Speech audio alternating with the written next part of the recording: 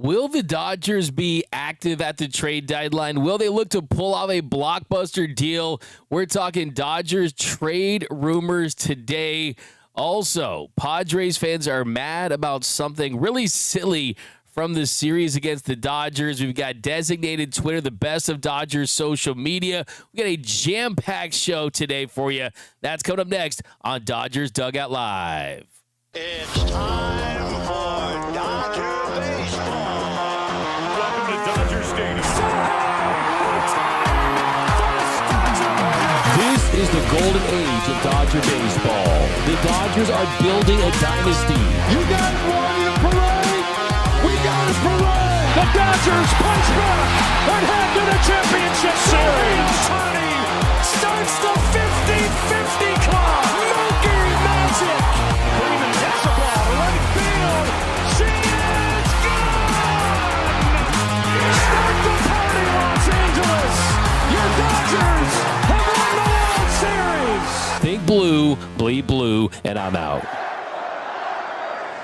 What is up, Dodgers Nation, and welcome to another episode of Dodgers Dugout Live, the #1 Dodgers show and podcast on YouTube. My name is Doug McCain, credential member of Dodgers Media. You can follow me on X and Instagram at DMAC_LA. If you haven't yet, you're new to the channel, hit the subscribe button, hit the notification, hit the like button for your Los Angeles Dodgers that are still in first place in the National League West despite dealing with tons of injuries to their starting rotation, to their pitching. The Dodgers sitting at 41-28, a half game up of the San Francisco Giants. They start a 3-game set with the Giants tomorrow. And today, though, it's an off day. Happy off day, Dodgers Nation. And the off day gives us a chance to kind of rewind a little bit. And starting today, I'm going to designate the Thursday day for Trade Talk. We're doing Thursday Dodgers Rumors Roundup, and we're talking trades. We're going to dive into it. Today I'm going to talk about some teams that could be sellers, some teams that could make trades that could impact the Dodgers. Also, how active will the Dodgers be at the deadline? Will we see a blockbuster move from Andrew Friedman, who has already said he doesn't want to be a massive buyer at the deadline? Well, I asked you guys over on the X, will the Dodgers make a big blockbuster trade at the deadline this year? And right now, 70% of you say yes, while 30% of you say no. So, yeah, give me your comments down below. Do you think they will? Who do you want to see them go after? Where do you want to see them target? I see the comments down below. Reed, DMAC eats tortas. We got Let's Go Dodgers from Yeah Player. We got YC wants to be first. We got Sebastian Gomez. Let's go. BC Go Dodgers.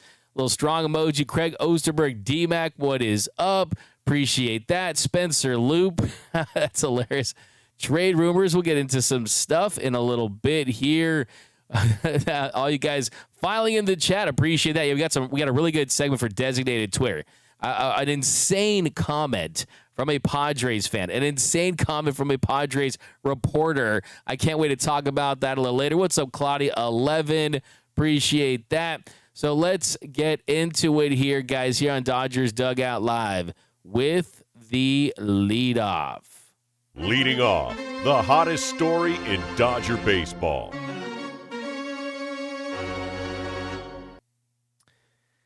So the Dodgers, they get the series win against the San Diego Padres, and right now this is a Dodgers team. They're at 500 in their last 32 games. They've been just hovering around 500, playing 500 baseball. This is kind of not what you expected from this team when people were throwing out 116 regular season wins and this going down as the best team ever because of how stacked this rotation, how stacked this roster is.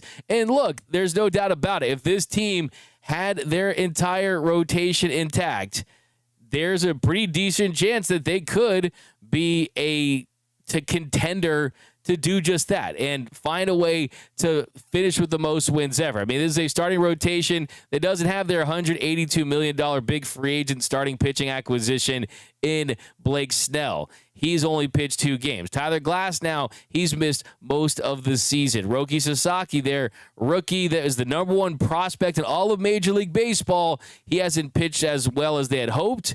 He isn't the rookie of the year that we hope that he would be so far. That doesn't mean that he can't turn things around this season. That doesn't mean that he doesn't have the potential to be an ace one day. But the truth is that the early return on Roki Sasaki wasn't great. A 4.72 ERA in 34 and a thirds innings with 8 starts, but still the potential has certainly been there. Clayton Kershaw just made his way back. Tony Gonsolin is out. Shohei Ohtani has yet to return. There are just so many guys that have just been out this season, so that has limited that. Now, when we talk about this team, though, as far as where they stand, there's a couple things that kind of stand out with this Dodgers team, and that is that they are a much better home team than they are a road team when it comes to offense. And that's another reason why, yes, you're thinking big picture. Yes, you want to make sure that you're as healthy as possible in the postseason. But, hey, home cooking has really served the Dodgers well this season. Right now,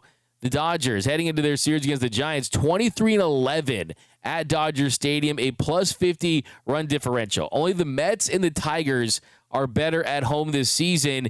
And the Dodgers' offense is as explosive as any offense on the planet when they're at Chavez Ravine. The Dodgers have been ridiculous at home. They've scored 11 times. 11 times the Dodgers have scored 8 or more runs in 34 home games. I mean, this is a Dodgers offense that at home, they are a different team, really. And I think that it makes up for the pitching issues that they've had early on. And I think when you kind of look at that and you take that as a snapshot, it kind of makes you wonder, hey, I mean, how irrelevant is the regular season, right? How irrelevant is finishing at the top of your division? I think it's a lot more important than most people make it out to be, because the numbers just show that. I mean, at home at Dodger Stadium, the Dodgers this year averaging 6.21 runs per game. On the road, 497, which is still above league average, but batting average at home, 282. On the road, 251. On base, 359. On the road, 322. Slugging, if you want the dub, you've got to slug. 500 slug at home, 420 on the road. Home runs per game, a 179 home runs per game at Chavez Ravine, a 127 home runs per game on the road. And I think when you look at this Dodgers team and kind of what they are pursuing this year, it is a potential accomplishment that's extremely rare in this sport, and that is winning back-to-back titles. It has not happened since 2000. It hasn't happened in the National League for a team that's come out of the senior circuit since the 70s. So I think to be able to do something that hasn't been done in a long time, you kind of have to just kind of go against the grain a little bit and think out of the box. And I think that the number one question right now for the Los Angeles Dodgers is, how much faith do you have in your starting pitching and that those guys are going to be able to come back healthy? We talked about it yesterday. Blake Snell, he's on the mend. He has made progress in a big way, and they're going to have a bullpen session with him throughout, and he's going to hopefully get back on the mound and give you the second half Blake Snell that you were hoping to get, because that's the big thing. I mean, Blake Snell, Tyler Glasnow, Roki Sasaki, they're all on the injured list, and none of them are having setbacks, but they're not close to returning either. Let's not forget that these guys, you have not made the progress that you need to where Dave Robertson and company are having conversations about a rehab assignment. Until those guys get on rehab assignments, then they're not close to returning. I mean, that's just the truth. And you kind of look at the other options. I mean, Nick Frasso, he's someone that you've talked about for the last couple of seasons. He had the shoulder injury. He is moving to the bullpen in OKC, so he's not a starter. Landon Knack, he's a guy that's kind of had his ups and downs. Matt Sauer, you saw how he pitched yesterday. He's not the answer. Ben Kasperius is going to be stretched out, and when you stretch out Ben Kasperius, you take away an arm from the bullpen. So I think that 100% is the right move, because he's proven to be able to handle 3, 4, 5 innings in his career, and I think that his stuff plays at this level. Like, his 98-mile-per-hour fastball has spin, has command, has location, has run, and from a stuff plus perspective, it grades out as an above-average 98-mile-per-hour fastball. Bobby Miller's 98-mile-per-hour fastball does not. And I see people out there give Bobby Miller another chance. He just gave up 10 runs down in Oklahoma City. Could you move Bobby Miller to the bullpen now that Ben Caceres is a starter? My answer to that would be I would not want that. I mean, dude, I would not advocate for moving Bobby Miller to the bullpen just because his issue has always been, can you handle it mentally and can you execute pitches when there's runners on base? Because if you look at his numbers when there's runners on base and when they're off base, his stuff diminishes. The execution on the fastball goes down, the secondary stuff, and then if he gives up a hit, issues a walk, hits a batter, gives up a home run, he wears it, and you can see the demeanor on his face. And can you imagine bringing in Bobby Miller in a situation where you got runners on first and second? Can you imagine bringing in Bobby Miller in a clean inning against the top of the order of an opposing team? So for me, if I'm just being 100% with you, I think the Bobby Miller project almost feels like he would benefit from a change of scenery. I know there's teams out there that have shown interest in him, and I think if you're the Dodgers, it'd be tough to trade away any pitching just because you want to have as much depth as possible. But I just don't see Bobby Miller as a viable option out of the Dodgers bullpen unless they can help it. I mean, if there's other options that are going to be available to them with guys coming back. You're getting Brusdar Graterol back. You're going to get Blake Trinan back at some point. So that to me doesn't seem like an option to as far as, hey, let's go and just say, look at the 98-mile-per-hour fastball. Because if you look at Bobby Miller's velocity and that's all you're looking at, then you got to go deeper. And because that fastball does not play because it's flat. And big league hitters, they can tie him up a bullet, and that's kind of the issue with him. So, look, that's kind of where they're at as far as a starting rotation. I mean, when do you get these guys back? I mean, we talked yesterday about Shohei Ohtani possibly coming back before the All-Star game, making a start, then going into the break. And if that's the case, that's a good evaluation tool to kind of understand where he's at. But on the same token, I mean, you're hoping to get 10 or 12 starts tops from him a year, I think, at this point. I really do. And I think the number one guy, the biggest X factor for the Dodgers moving forward is the health and performance of Blake Snell. I think that's the guy they need to come back and assume that role as an ace, as a game one starter. Snellzilla is statistically the best second half pitcher in the history of baseball.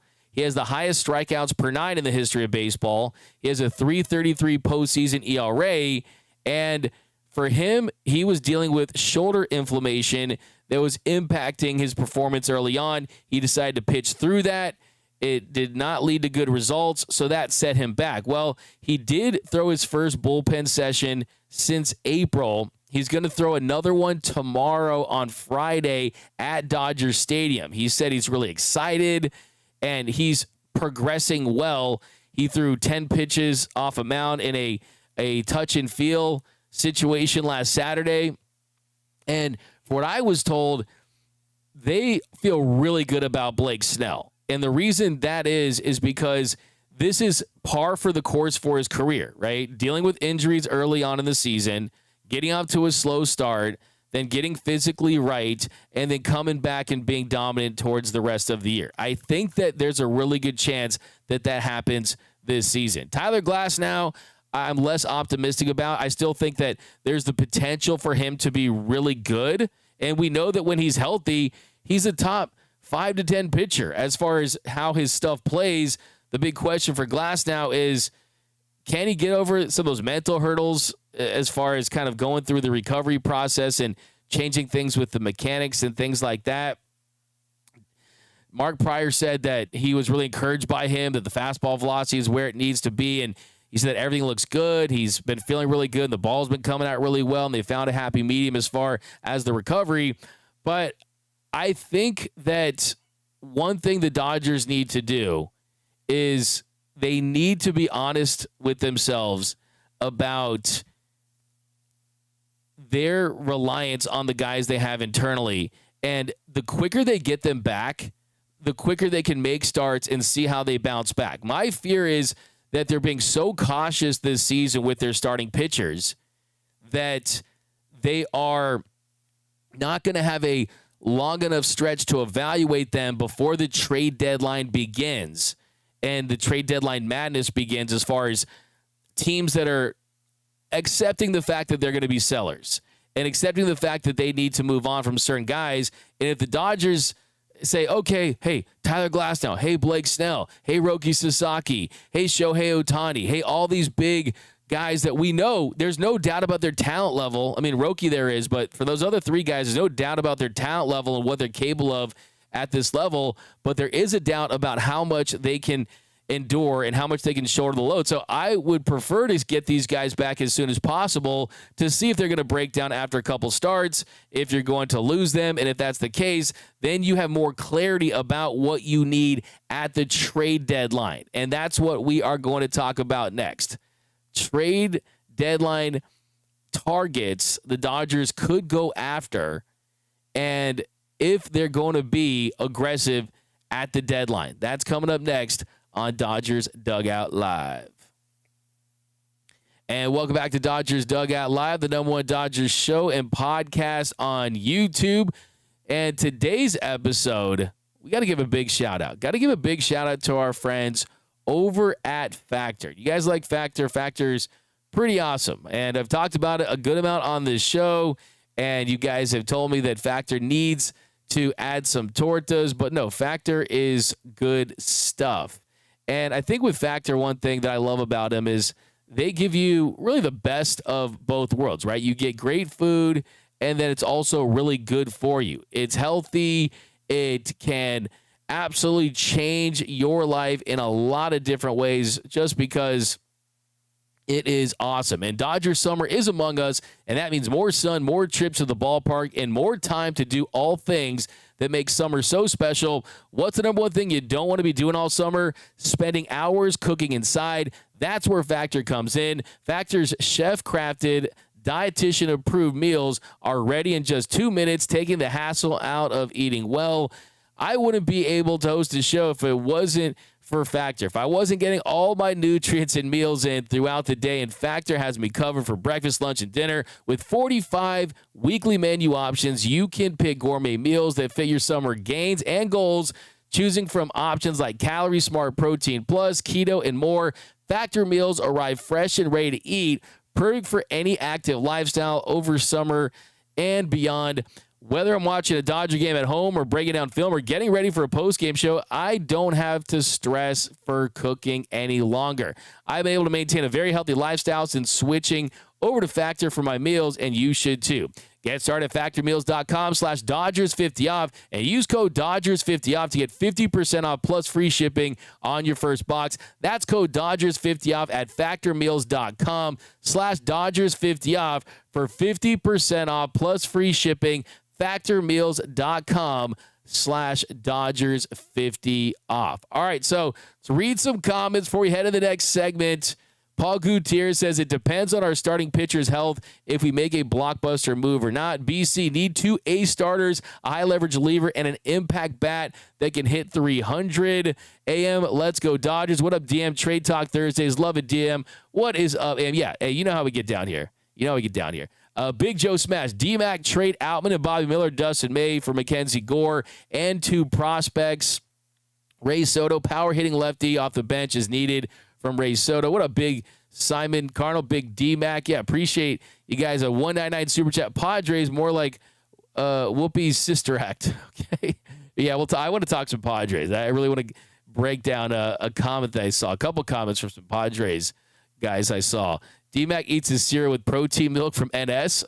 Michael, 99 over 22 is hating on him for some reason. I doubt D-Mac cooks for himself. Hey, I make a mean PB&J. I can, guys, I make my famous chili. It's my grandma's recipe. And one of these days, we're going to have like a chili cook-off. I'm going to invite all you guys. You can rate my chili. It's like the only thing I make really good. I'm telling you, I got all these secret recipe stuff I put in it. Like, I'm not here to say I'm a great cook, right? But I definitely, this chili I got, I will put it against anyone's chili. Trust me. D-Mac's famous chili. And one of these days, we're all going to meet up. You're going to try it. But all right, guys, it's Thursday. Let's get into some some Dodgers trade talks, some Dodgers rumor roundup. Dodgers Rumors Roundup.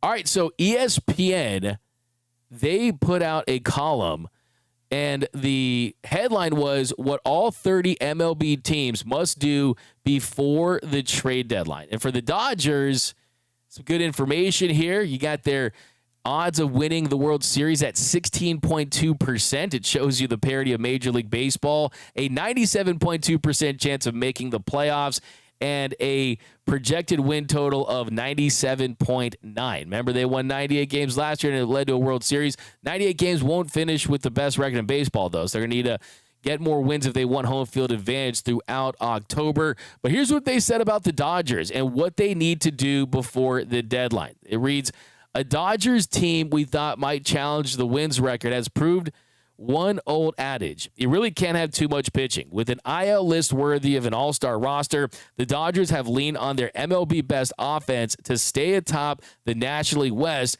but they'll need some kind of consistency from their battered pitching staff if they want to repeat as champs once October arrives. The next few weeks are all about figuring which hurlers the Dodgers can or can't count on when their real season starts, when filling in the gaps becomes important, and they need to do that accordingly. So, essentially, ESPN is saying what I said in the first segment here is you need to have an honest assessment with the starting pitchers. Hopium is not a strategy, and we know that Dodgers pitchers break down more than the Indiana Jones ride at Disneyland. But the truth about this is they do have more depth than they did last year. Last year, you were just hoping that Tyler Glasnow could go the distance, and you were hoping that Yoshinobu Yamamoto could go the distance, and you ended up trading for Jack Flaherty, who was the jack of all trades. He was a great piece that helped you win a World Series, and then you also had a Walker Buehler that was struggling in the regular season but turned it on in the postseason. This year is different in the sense that you have identified a Tyler Glasnow injury situation earlier, so the goal for him is not to make a full season of starts. I remember last season when we were talking about Tyler Glasnow, and the conversation was, hey, can this guy not break down, right? Can he go the full season? And Tyler Glasnow came on the show, and he said his goal was to make the most starts he's ever made, was to pitch the most innings he's ever made. And guess what? Last year, he pitched 134 innings. That was the most he's ever done in a regular season. He made 22 starts. That was the most he had ever done in a regular season. His previous career high in innings was 120. His previous career high in starts was 21, and he improved upon that number. ERA-wise, expected ERA, he was good. A 3.49 ERA, that's right where he's kind of been when he's been really good, and he broke down. This year, though, I think they are taking a different route with him in that, okay, we don't care how many starts you make. We don't want you to get to 23 starts. We don't want to get to 135 innings and set a new career high in innings pitched and games started. We want 5 starts out of you from October. So I think that as long as he has nothing season ending, and that's kind of the big issue here, as long as there's nothing season ending, then you can at least have some optimism that they are at the very least going to take a different approach than they took last year with him. And that's what has me at least a little optimistic about Glasnow being available in October. And that is that they are not going to just run it back with the strategy they had with him last year. They made mechanical changes. They're changing how they're ramping him up. And then there's a better chance of that. So there is a chance that really a lot of these guys can come back. And if they do, let's be honest. If Yoshinobu Yamamoto stays healthy, if Shohei Ohtani comes back and pitches like he did before the second major arm surgery, and he's at the very least a top 15 pitcher, if he's a top 10 pitcher, a top 5 guy, that's great. But as long as he's in the top 5 to 15 range, and then Blake Snell comes back, then you're going to be fine. You're going to be fine. You don't need, think about this. The Dodgers are in a position where they don't need Tyler Glasnow necessarily to come back fully healthy for this team to have a rotation that's good enough to win the World Series. You don't need Roki Sasaki to turn his season around and go back to being the Rookie of the Year, like I dubbed him, right? You don't need that. You don't need Clayton Kershaw to pitch like 23 2014 Clayton Kershaw. You don't need Tony Gonsolin or Dustin May to be elite, right? You could get by with those three if they're all good. Now, obviously, ideally, you add a fourth guy in there and Glasnow comes back and then you're really set and you're really solid. But they do have these options. But I think that what could lead to a trade for a starter is what happens in the next month and a half. And the quicker you get Snell and Glasnow back, like we talked about, the quicker that you can truly assess what they are capable of giving you this season. So let's say the Dodgers have to go out there and get a starter. What's available? And the question becomes, is anyone that they could realistically acquire an upgrade to what's in their rotation? Because they already have a pitcher in Yoshinobu Yamamoto who's pitching at a Cy Young level. They have a Blake Snell, a Glasnow, a Shohei, those guys coming back. But if they have their doubts, I think you have to swing as big as you possibly can, just for the simple fact that you have to go after guys that could actually improve your roster. And right now, I mean, are those guys truly available? I mean, if you look at some of these guys that are potentially available, the Diamondbacks, you just lose Corbin Burns. You're probably going to end up being sellers. Could they trade a couple of their starting pitchers? I think they could. And the first guy I look at is Zach Gallen.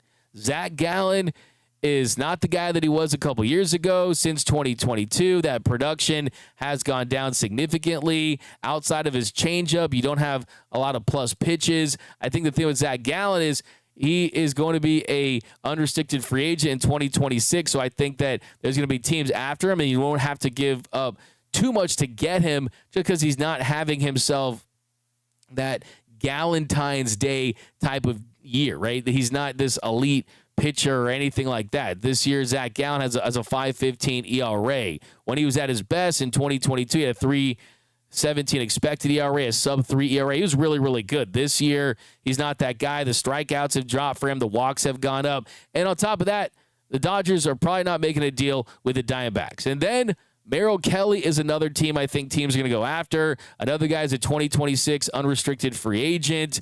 He's someone they can get on the cheap potentially if you're an interested team.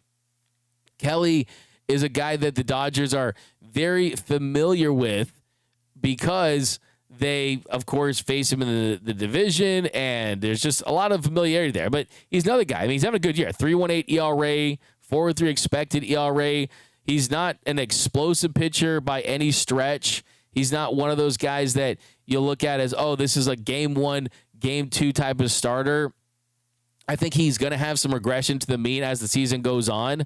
But the thing is, he's not going to be expensive for teams to acquire. So those are two guys that are gettable for teams not named the Dodgers. So what I'm trying to do for you guys, I'm trying to lay out the pitchers I think are going to be listed commonly by Jeff Passan, by Buster Olney, and everyone out there, right? John Heyman, and just name an insider, right? These are going to be the names you're going to see floating. And then what I'm trying to prove to you is there's not a ton of the top line guys that make a ton of sense for the Dodgers, at least, right? Division opponents. Now, a guy that I wish the Dodgers could get on the top of my list if he was available would be Freddie Peralta. I mean, Freddie Peralta has been elite this season. He's been really a lights out starting pitcher. And that's the kind of guy you look at and you say to yourself, well, wait a second, if he is available, would you go after him? I mean, a 2.69 ERA, a 3.60 ERA, expected ERA, the strikeouts, the stuff. I mean, not elite, the 9.12 strikeouts per nine, but he gets the job done. And the thing about the Milwaukee Brewers is you're above 500, 36 and 33. You're looking up at the Cardinals. The Cubs really have that division right now pretty locked down. The issue with a Peralta is he's got a really nice contract. I mean, he has an $8 million club option for 2027. Then he'll be an unrestricted free agent. And with his stuff, I mean, he's got a stuff plus at 111. He's got a 4-pitch mix. He's got a fastball, 94, 95, hits 96. And he's a team that everyone would love to have, especially because of the success that he's had this season. But you would have to give up pretty much a Dylan Cease level haul that the Padres gave the White Sox a couple years ago to try to get him. You're going to have to give up top 100 prospect, possibly 2. And I think that the Brewers, if they decide to be sellers, they're going to be able to get a lot for Freddie Peralta if they decide to move on from him, because they've already made it pretty clear that they're going to pick up that $8 million club option. Of course, why the heck would you want to do that? It's a great deal for someone like him. But that's the kind of upside I'm talking about, though. I mean, we're not talking about, okay, let's just replace one guy for the other guy. It's like, have you guys seen that meme where the dude gets the shirt and then he opens up the shirt and it's the same shirt, right? You don't want to do that if you're the Dodgers, right? You don't want to do that if you're LA, because you already have a lot of guys coming back. You already have guys that are possible options, right? And yes, when you're desperate because multiple guys go down, that's a different situation. But you don't want this to happen, right? You don't want to say, okay, we already got that guy. We already got that guy. We want to be the dude that's getting the same shirt, right? Like let's upgrade this position here. Let's upgrade this position. And Peralta is a guy that has that upside. And that's what this Dodgers team does. They bet on upside. Now, another guy that I think really would make interesting sense if they suffered some more injuries would be Tyler Mahle. I mean, Tyler Mahle is another guy, a 2026 unrestricted free agent. And I think there's going to be a lot of teams are going to be after him because, I mean, he's not the pitcher that I think his numbers say he is right now, but he's always been a guy that's been really solid. He's always been super, super solid throughout his career. And this is a Rangers team that has been one of the most disappointing teams in baseball this season. And you look at where the Rangers are sitting right now. Yes, the AL West, it is one of the most disappointing divisions in baseball. There's no doubt about that.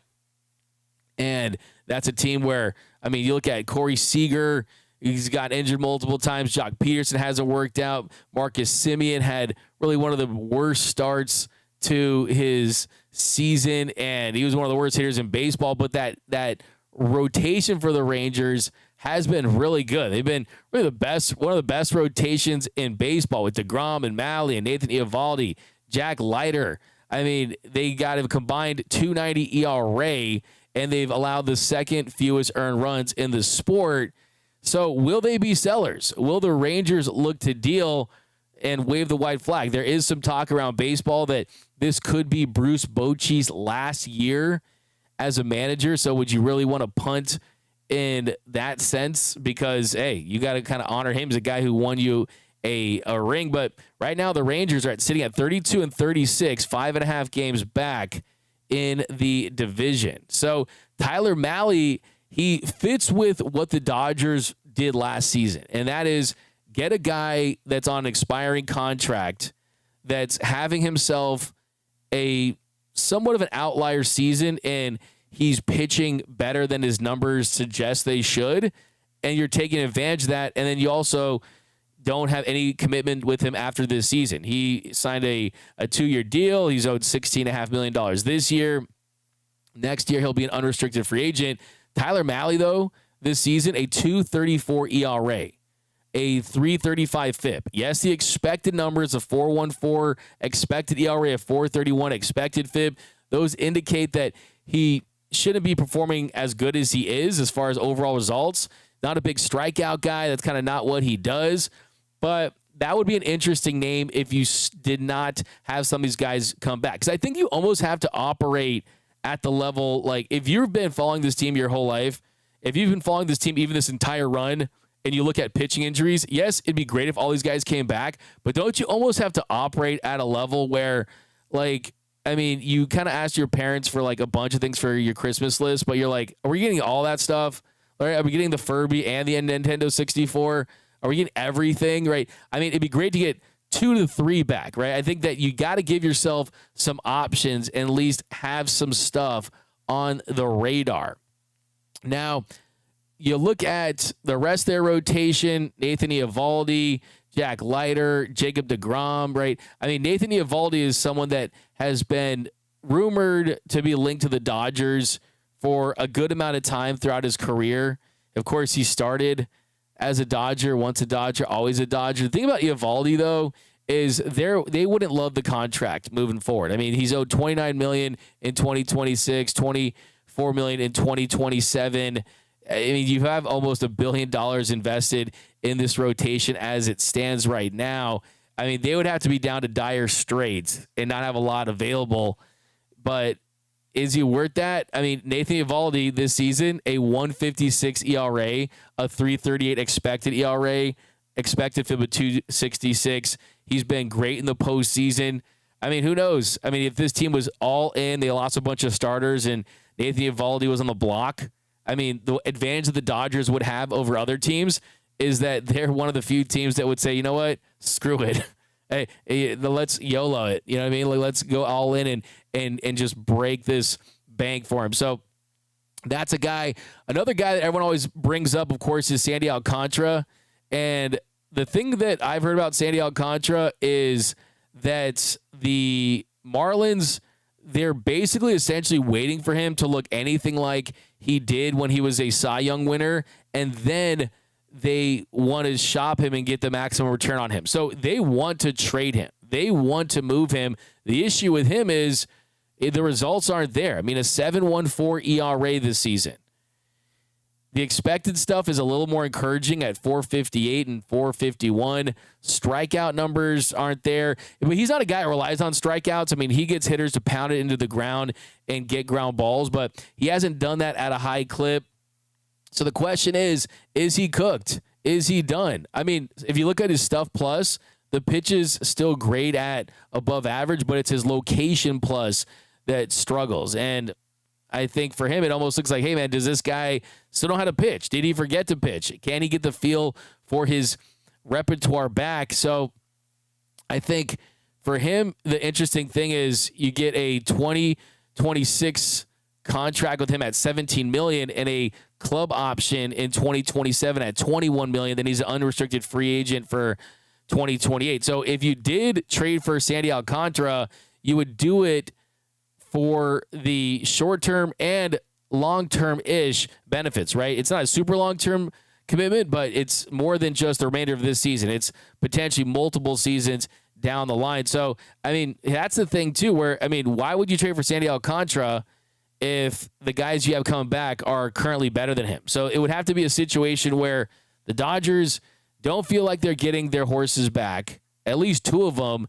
Sandy looks like he's better, and they're willing to trade up because, I mean, who knows? I mean, a team like the Dodgers, they might see Sandy Alcantara right now and say, no, we can fix him. Like, we can absolutely fix him in short order. And here's the thing. If there's any team out there that can fix a Sandy Alcantara, it is the Dodgers. And look what they do with Lou Trevino lately. I mean, Lou Trevino was really good yesterday. I mean, Anthony Bonda's already looking better than he did early on the season. Got the hit on, got Machado swing on 3-0 there. Mookie made the nice play. I mean, they have reclamation project after reclamation project, and I know that one that comes to mind that was a failure was Noah Syndergaard. Well, Noah Syndergaard, the difference between him is he couldn't get his velocity back.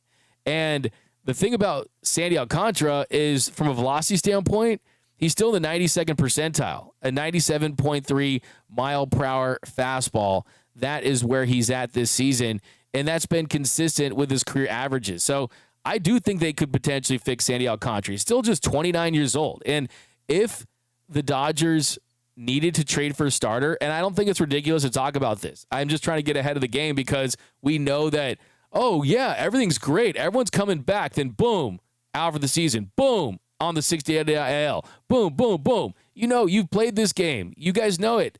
It's a season-long episode of Season of Squid Game. And hopefully this year's going to be different. And I do feel more optimistic this year than I've had in years past just because of the sheer number of arms they have as potential returning players. But, I mean, look, Shohei's coming back off a second major arm surgery. It's a lot to put on his shoulders to expect him to be that ace and still perform at the level he does in the box. I think that if there's one guy that can do it, it's the unicorn. But I don't think it's a stretch at all to start rounding up names as potential trade targets for the Dodgers, because the truth of the matter is if they're not getting these starters back and they can't guarantee themselves. You can't guarantee anything with injuries, but if you don't feel confident in at least 3 or 4 of these guys and you don't make a trade at the deadline, well, then you're essentially punting on the season. And you're just hoping for next year to have a fully healthy rotation. And when you do that, you'll lose another great year from Freddie, a great year from Shohei, and a great year from Mookie Betts and Will Smith. And Teoscar Hernandez still in his prime. So the offense is still, I think, the best offense in baseball. They're the best of the runners in scoring position. They've scored the most runs. They hit home runs. They can draw walks. I mean, they're a great offense. When your offense is this good, you have to do whatever you can to get your pitching in order, and then you put yourself in a great spot to win another World Series. So I know that Friedman said he does not want to make another big deal this trade deadline, and I've said it before, I say it again. He likes to buy the Halloween candy the day after when it's cheaper. Hey, no, you got to buy the Halloween candy before Halloween this year and pay a premium price if you're truly all in. Now, as far as relievers, this could be the area where they are already really looking at adding. And Andrew Friedman said himself that they could be looking at another right-handed reliever because Evan Phillips is done for the season. And you traded for Alexis Diaz, that's a project. Michael Kopech, since coming back, he had 3 straight walks yesterday. The velocity's down. It's going to take some time. Has not looked good. Blake Trine, you still need back. Brusdar Graterol, you still need back. Kirby Yates, I'm hoping, can make it through the whole season.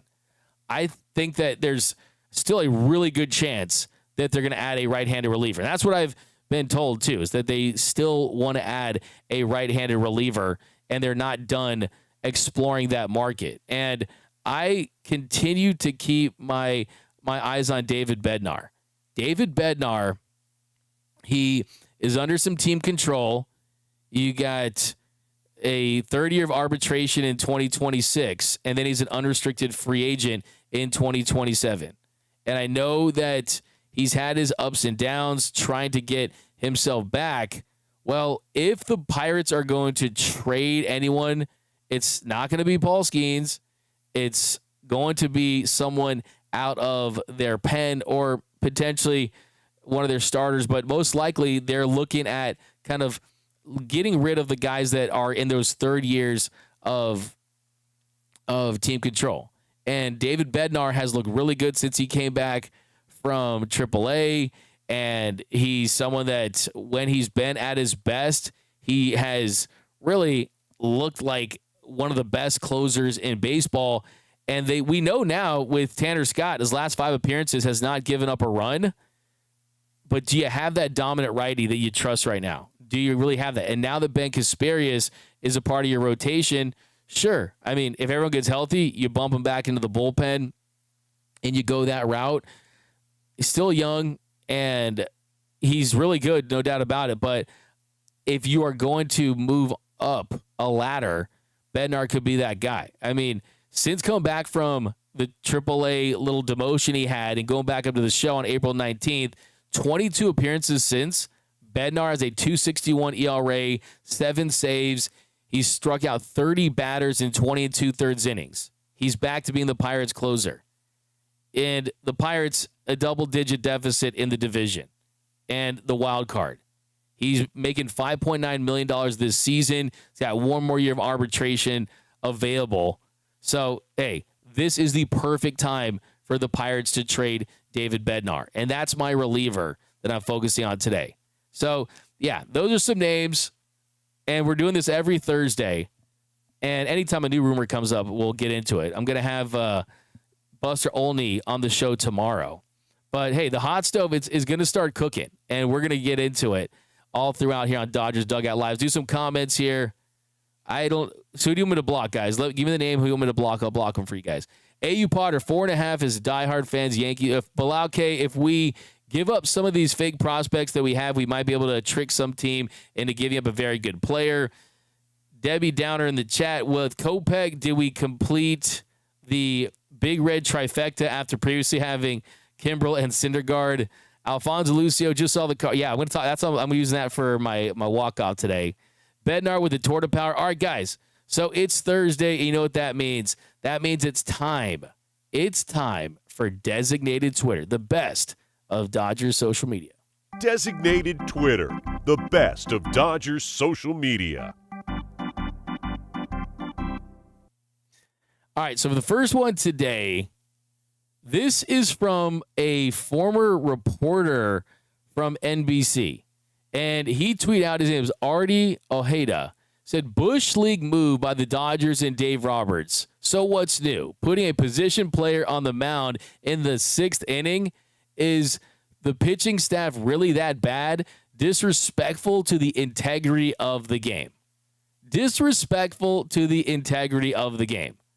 Well, last time I checked, the integrity of the game was following the rules. And the rule is that if you are down by that many runs, you can have a position player pitching. Position players that can pitch if their team is losing by 8 or more runs at any point during that contest.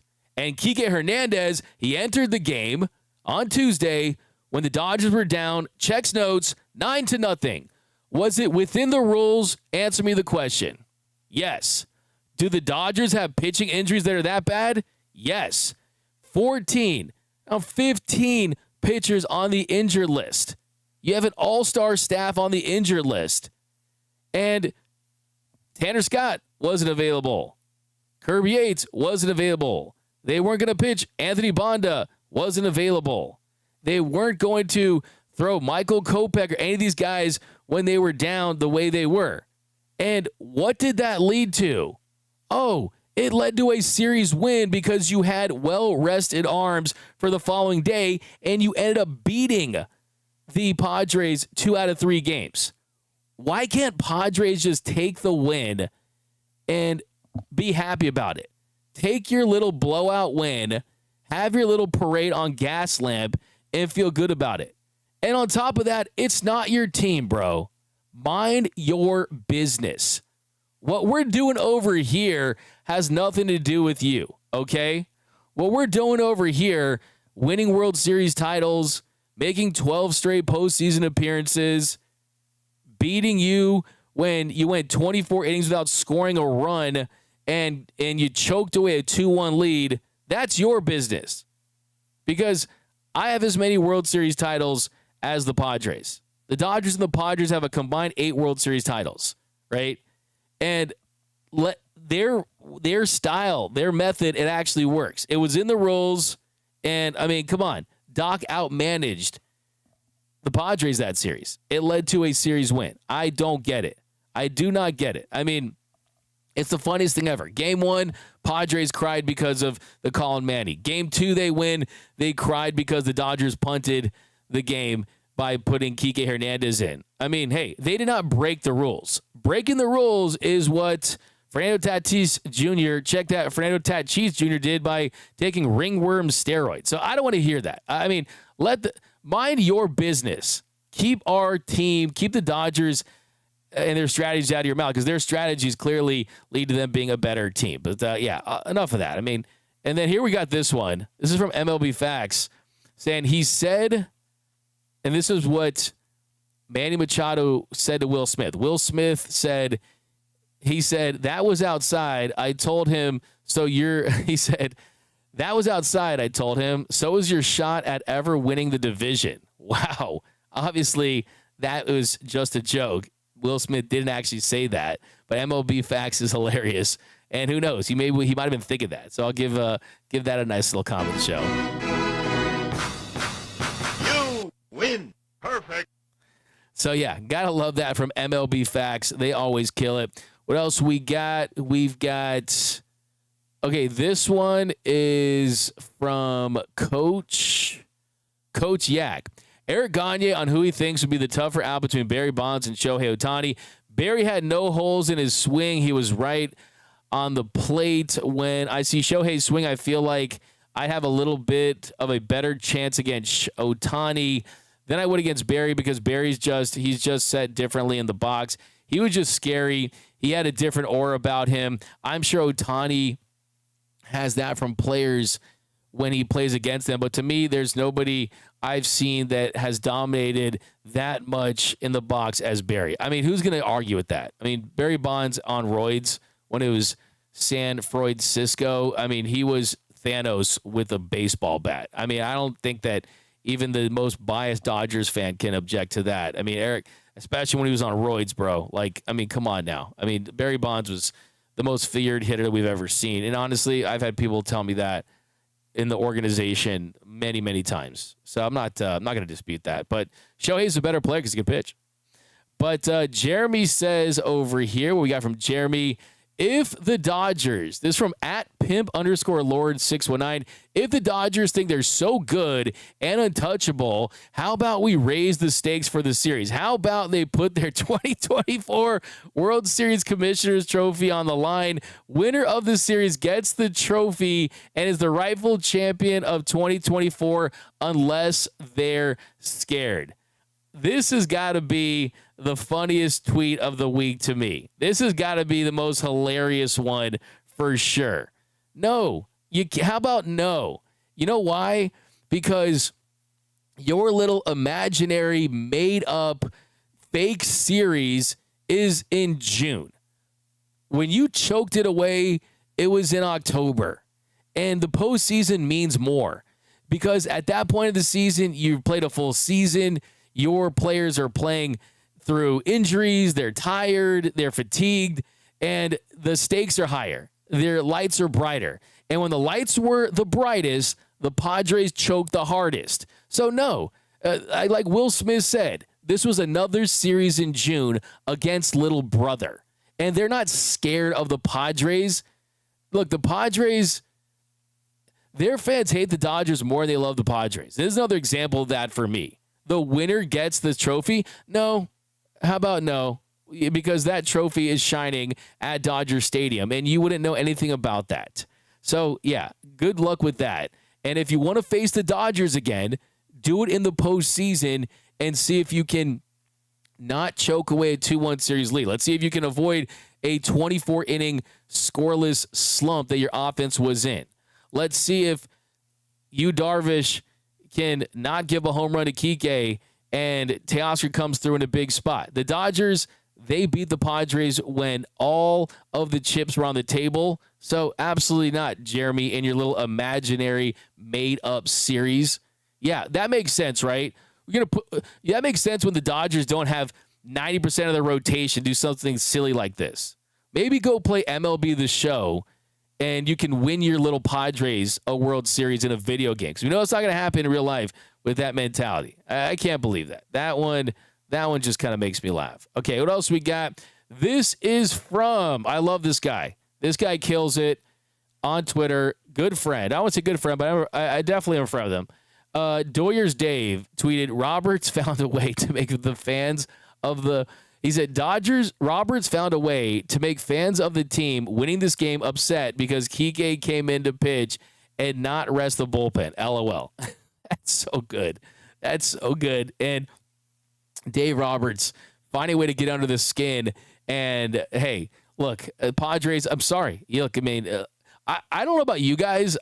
If my team is up by like 9 or 10 runs, I love it. I love it. I don't care if the other team would bring in a position player. I absolutely love when my team blows out other teams. I mean, yes, occasionally it's cool to have a nail biter like we had in Game 5 of the NLDS when the Dodgers won. Yeah, that's fun sometimes. But me, I like to watch my team kick ass and then just chill and then just blow out teams.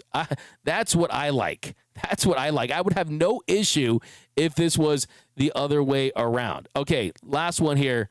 Okay, this is absolutely hysterical. This is a Dodgers fan at Petco Park with a custom jersey, and this is from a Reddit user.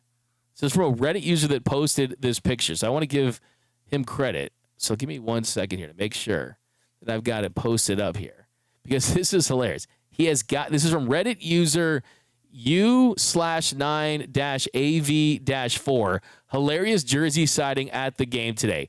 It is a Dodgers fan wearing a Dodgers customized jersey that has the number 0 and it says Padres rings. This is the Dodgers Nation. This is the designated Twitter social media moment of the week because the best thing about this is the Padres fan sitting right behind him wearing a Tony Gwynn jersey. That's just, imagine being a Padres fan having to stare at this Dodgers fan wearing this jersey saying Padres 0 rings. I mean, absolutely incredible. I love it. But let's read some comments down below. What are your thoughts on the reporter saying that, the Padres being mad? I want to read you guys. Josh, Padres fans are overrated. Jose, disrespectful as the Padres. Brown and piss. Yellow uniforms. You guys going at the Padres. Mind your business to the Padres. Ray, Artie Ojeda probably doesn't even know ball. Upset that the Dodgers put themselves in a position to win the series. He was upset. Brianna Rochelle, the World Series for the Padres is the division series. We all know that. Yeah, their World Series. Trade for Mason Miller or Cedric Mullins from Ted, Dodgers forever. The thing about Mullins is he throws such high velocity, so he's more susceptible to injury. And we know that's the case for most high leverage relievers in a lot of different ways. But yeah, there's no doubt about that he's a difference maker. He's under a lot of team control. Evan, I love the Dodgers strategy. Get the series win. Cool, buddy. Otani over Smudge. Machado is on hormone pills. He's too emotional for baseball from Brianna. Barry Bonds was juiced up from Claudia. Let's go down here. So absurd from Delirium. That tweet doesn't even make sense for MIA. Yeah, tell me about it. Sierra Brew, the Padres have won a championship for the whiniest team ever. Beer Summit, bro, that's the same energy from people who don't count the 2020 World Series as a true World Series championship. Eric, Asa, and Padres mad because the Dodgers are allowed to get tickets. Yeah.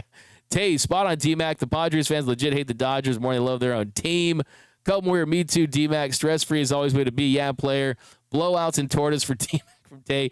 Let D-Mac cook. What's up, Foxy? What's up, Eric? What's up, Jose Aguirre? What's up, Doug Slayton? Doyers Dave is great. Yeah, he kills it on social media. I always love watching his stuff for sure. He's great. All right, guys, couple more here, guys. Johnny Owen Machado equals Schmiegel and Golem. To me, yeah. Hey, you guys. SDSU made it to the NCAA Finals, 0 rings. Tony Diaz, love to go to Dodgers game this Saturday. Is it safe? I think it should be. I'm not 100% sure on that. You should look it up. BT Foul Street should be quiet tonight. The Giants are in town. Gary A. might be the single greatest FU jersey idea ever. Yeah, that's just an awesome jersey. It's seriously hilarious. Troll job to the max. But all right, guys, running out of time, so let's hit the walk-off. The walk-off. Hits the ball to right field. She is gone! And today for the walk-off, we have to talk about the St. Louis Cardinals. Speaking of troll jobs, the Cardinals,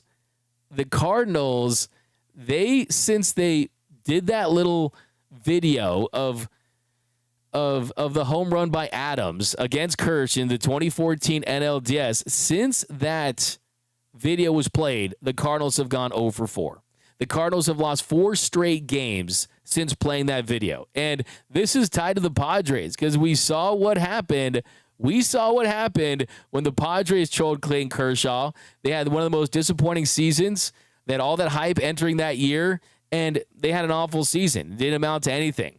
Now the Cardinals, you played with fire. You tempted those baseball gods. You messed with a legend, and you lost 4 straight games since they trolled Clayton Kershaw by playing that video before his start. So, hey, the baseball karma is real. Here to say it, but that's going to do it for this episode of Dodgers Dugout Live. My name is Doug McCain. You can follow me on X and Instagram at DMac_LA. I will be at Max Muncie's event tonight, so if you guys can still make it, you still get tickets, definitely do so. The Uncorked for a Cause. You're going to have Dodgers players, live entertainment, auctions. All proceeds will help the fire relief, so definitely be a part of that. But, guys, you know I love talking Dodger baseball with you. I can do it forever, but I will see you again tomorrow for Dodgers Dugout Live. Dodgers Giants tomorrow. It'll be an exciting weekend of Dodger baseball. But that's going to do it. Hit that like button on your way out if you really want to support the channel. Remember that nothing, absolutely nothing brings us together quite like Dodger baseball. And until next time, think blue, bleed blue, and I'm out. Start the party, Los Angeles! Your Dodgers have won the World Series! And when the upcoming winter gives way to spring, rest assured, once again, it will be time for Dodger baseball.